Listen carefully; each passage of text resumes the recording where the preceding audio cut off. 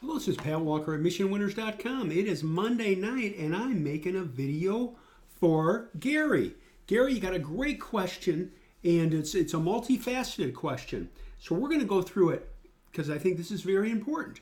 We're going to go through all of the questions step by step. You talk about it's important to be organized, efficient, and keeping distractions to a minimum. I agree completely. I've worked out of the house and we had 4 kids and it was a very busy house. Kids were on various sports teams, youth group from the church would come over, but I wouldn't trade any of it for the world. I thank God for those memories. Now, getting back to your questions, I have and I always had a separate office. In one of the houses, the offices was on the first floor. It was a private office with double doors, and everybody knew that when Pat's in there and the doors are closed, leave him alone. The kids even knew that. Just leave Dad alone. Other than that, though, I've always had offices that are, just a separate room.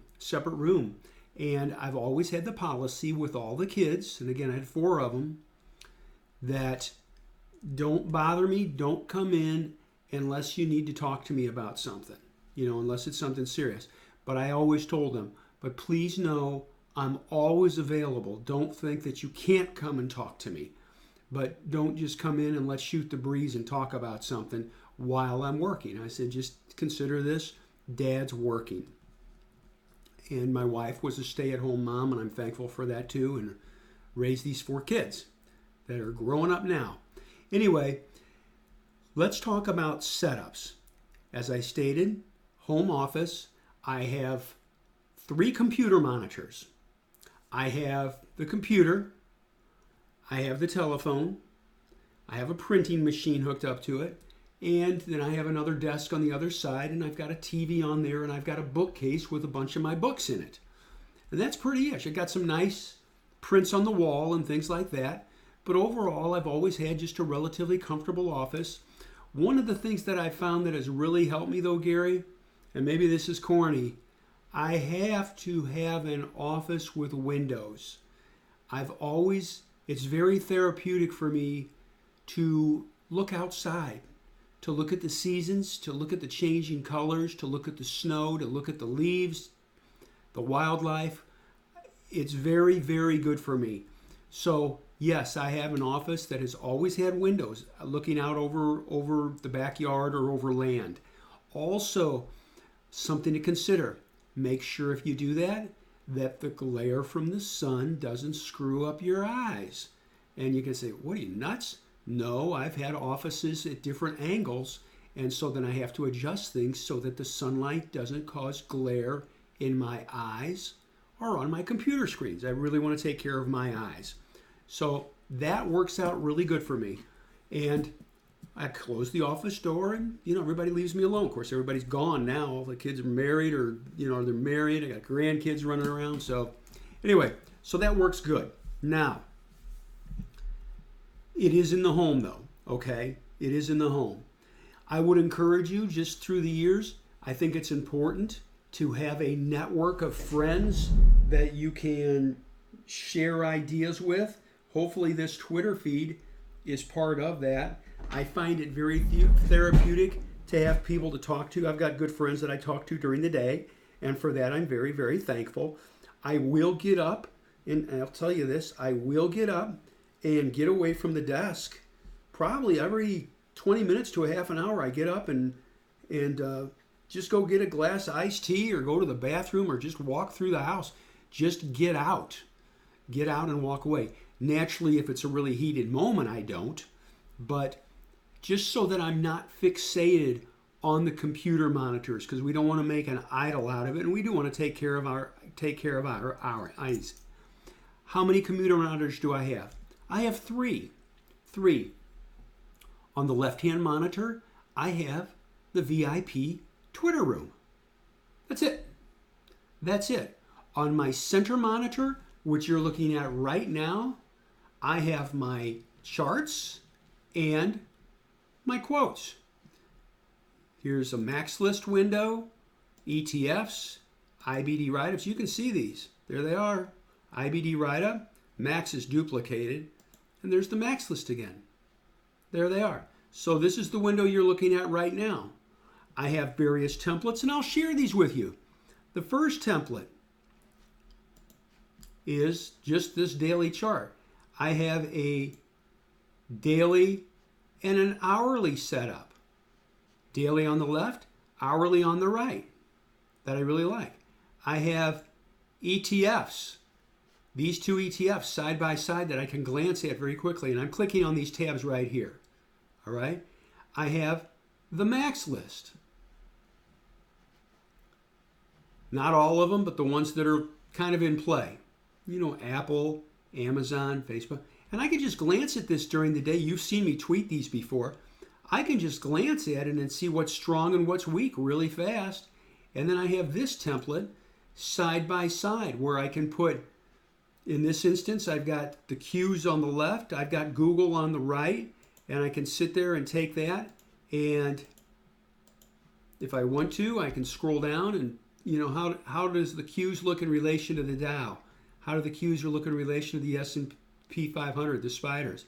How do the Qs look in relation to Amazon? So I could just look and see what's leading and if something's lagging. Here's a classic case for you right here.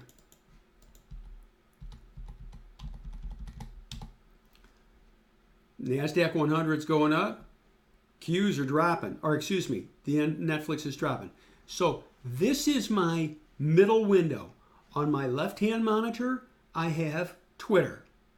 On my middle monitor, I have, as you're looking here, the charts. This is one of my templates right here. And you can see, these are the various tabs that I have that I can look at during this tab right here. Stocks that have gotten a good write-up in IBD. This tab here, ETF, and I'm sharing everything with you. I'm not hiding anything here, okay? The main ETFs that I follow. Here's the max list that I talk about. And I can just click on it and hit the space bar or hit the up arrow and scroll to the next chart. I will tell you this, as you can see, I use a black background on my chart. I found it gives higher resolution for me, and it's also easier on the eyes. And it's very important because Lord knows we got to take care of our eyes. So this is what I have right here, and it works very well for me. I have down at the bottom of the window various windows that I can click on to go to if I need to. Like right here. If I wanted to go to Fox News, I click on it and it comes up. If I'm done looking at it, I just exit out of it and I'm done. I don't go to these windows down here at the bottom. They're not showing. I wish they were, but I don't go down there a lot. But I'll swear I'll just look at things periodically to see what's going on. So that's the center monitor. The left-hand monitor, I have Twitter all the time. The center monitor, I have the charts. And on the right-hand monitor, that's the one where I put my trading platform. And that's it. I use Interactive Brokers. Now, whatever you want, that's fine. But that is on my right-hand monitor. That way, I'm separated. And they're all connected to the same keyboard, but I can maneuver around very quickly from one window to the next and get in there and see what's going on. And I leave them up all the time, during the day, of course. You have a question about number of monitors? I'll be honest, I've seen setups of 6 monitors, 3 on each row. I've seen 8. I think it's utterly ridiculous to have all that crap going on. I've really simplified stuff. I got daily charts right here. This is a daily chart. If I want a weekly, I can hit W and I get that's a monthly. I got a weekly. Let's do it, Pat. There's a weekly chart. That's all. That's it. That's all I got. Weekly, daily. As you can see, there's my moving averages. I don't have stochastics on my chart. I don't have oscillators. I don't have Bollinger Bands. Now, I'm not knocking any of those things, but I've experimented with all of them, and I found like you use an oscillator. It's like, oh, it's overbought and there's a bearish divergence. Oh boy, this is going to, not necessarily. Let the price tell you what to do. That's why through the years, I have really simplified it. So there's my 3 monitors. Twitter on the left, charts on the right, in the middle, what you're looking at here, trading platform on the right-hand monitor. By the way, I will tell you each monitor, I think these are 21-inch monitors, okay? And they're Dell monitors. Yeah, Dell. And it works. These are not, like, oh man, the super expensive. No, they're just good monitors. I bought them at Best Buy, and I think each one probably cost $120. That's it. 21-inch monitor. That's all. They're probably cheaper now than when I bought mine several years ago, a couple years ago. And that works. So that's how I have it set up, software set up, yeah, where you're looking at it right here. And again, on the left, I'll be honest, I'm not trying to be evasive. I don't know how to, I did this on Snagit. I don't know how to show the left-hand monitor, but here I'll just show you what I have over there. That's what's on the left-hand monitor. That's the Mission Winners Twitter feed. And I just drag it over and it's in the left-hand monitor. Center monitor is the charting. By the way, if you've noticed, I've got it dragged up a little bit so I can have icons down at the bottom. Like right here, Traders Workstation, Interactive Brokers. These are some of the sites that I'll glance at maybe during the day to see what's going on. You can say, Patrick, which ones do you go to the most? I go to Investors Daily the most during the day. And there it is. I like that. Just to see what's going on. And again, on the right-hand monitor, I have the trading platform. I would say, I think it would be good to have 3 so that you could have Twitter or do, if you wanted to look at other websites on one monitor and you're not covering up your charts and you're not covering up your trading platform. I think that's important that those are always opened. So again, I have 3. I've never had more than 3, but I've had 3 for years. Decades as a matter of fact. Let's see what on 6 months. No, 6 monitors and go crazy. How you have your software? Yep, I shared that with you. That's good. How do you have your interactive broker screen monitor set up? And how do you have your Ensign screen monitor? Oh, okay. Well, this is Ensign. Interactive brokers. I'm logged out of interactive brokers, but remind me and I can show you, send me another email if you want to, but it's just really basic. I mean, it's got the columns on it. I love interactive brokers, by the way. Oh, and I have to tell you, this is very important. And Gary, I know I'm talking pretty long, but this is important. I want you to know, I don't get kickbacks from Ensign Window. I get no discounts or specialties or rebates or finder's fees from these sites, okay? I get no discounts from interactive brokers, nothing like that. And if I did, I would tell everybody because morally, that's the right thing to do, okay? Oh, and I'm down at the bottom, like I said, I've got interactive, I've got MarketSmith and things like that I can click on in the center, on the center monitor. Okay, that covers that. Interactive brokers. I do all my screening in MarketSmith. And again, you're looking at Ensign Windows, and it's just on one. Ensign I only have on one monitor. This is it right here, what you're looking at. Let's see here. How do you move through the keyless charts? Well, let's do that. I'm going to do it, and I tell you what we're going to do. We're going to do it on MarketSmith, okay? So here's MarketSmith right here. You're looking at it now. Here is, when I click on it, a window opens up. Here's the various, there's the bill list, the 40, 45, 90 list, the stocks that have been written up in IBD, special. There's the max list, the Dow 30, all right? There they all are. And I can go through those and just see what's going on. 197 industry group ranks. But right here, the bill list. And it's organized, as you can see, and I think you've seen this in videos, but I need to share this with you. I sort it first. See the one? I sort it first by industry group rank. Number 1, the best.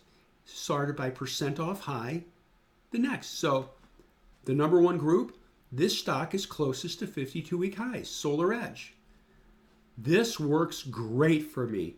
And all I can do is double click on it and a chart comes up. I minimize this window and I can just hit the space bar and go from one chart to the next. And that's how I do it.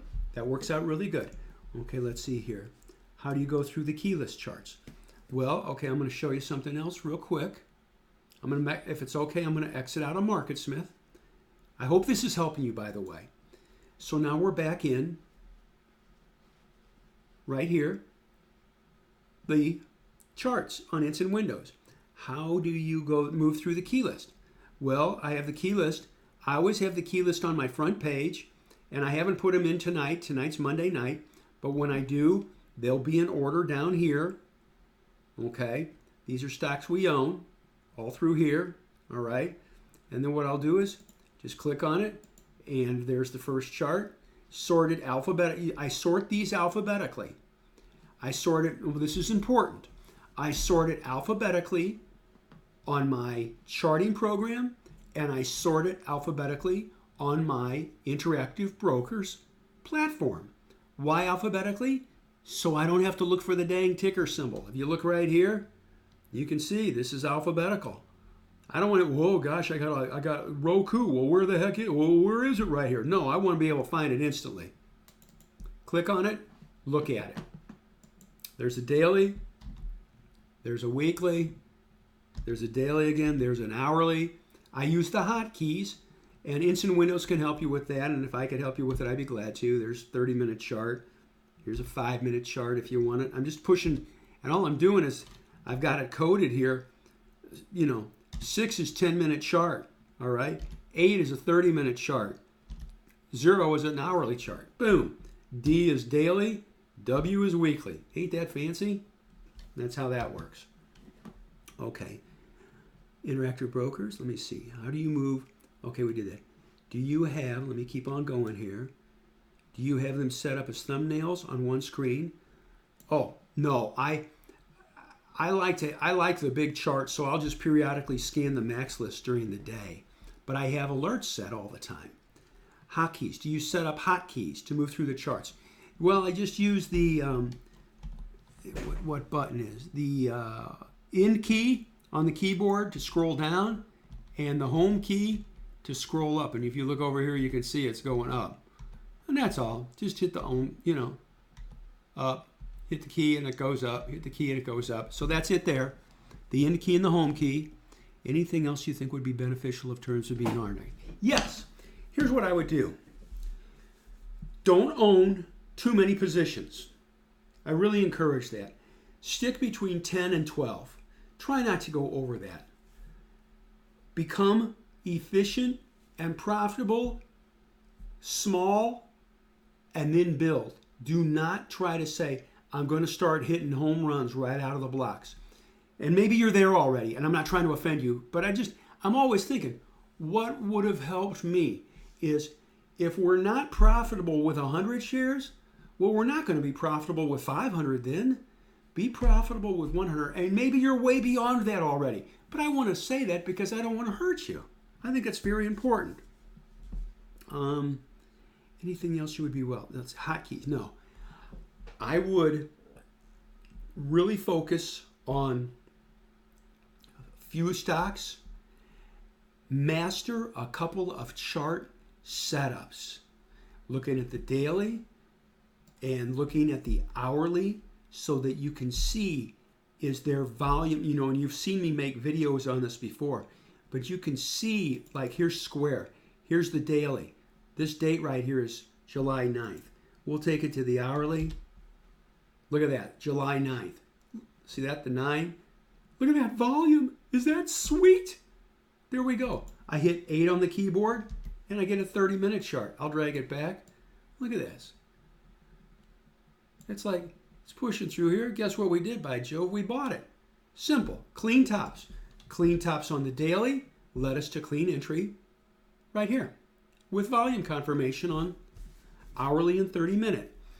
I'm sorry, I owe you an apology that I went too long. This is a 20-minute video. I'm not doing this to irritate you, but You ask serious questions, and I take it very seriously. Last thing I'll say, focus on really clean and simple chart patterns. Turn off the noise. Don't compare yourself to other people, and look for really clean patterns where, like square above this line is good. Below this line is bad. 5 to 7%, baloney. It's good above the line, it's bad below the line. Risk $1. Risk a frickin' dollar. Run it tight. And you will find it works easier. Last thing I'll share, don't follow too many people on social media. It will confuse the living tar out of you. And when I say that, I am not saying, oh, I'm better than everybody. No, I'm not saying that at all. I'm just saying pretty soon you'll start saying, oh, look at this guy's doing this. Oh, maybe I should start looking at this. It'll screw up your head. I know. A little bit of analysis is good, so a lot must be really good. Not true. Clean and simple. And you know the characteristics of the chart, and you know the fundamental characteristics. And Gary, again, I'll say this, 2 things. First off, I'm thankful that I can work for you. Thank you very much, sir.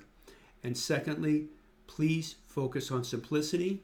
And if you've got more questions, fire away. You all are my priority. I will tell you that right now. I have one side open all day, only one. And you know what it is? Mission Winners VIP. There you go. I hope this helps you, and I thank you very much. And again, I apologize that it was so long. And I hope you're having a good evening.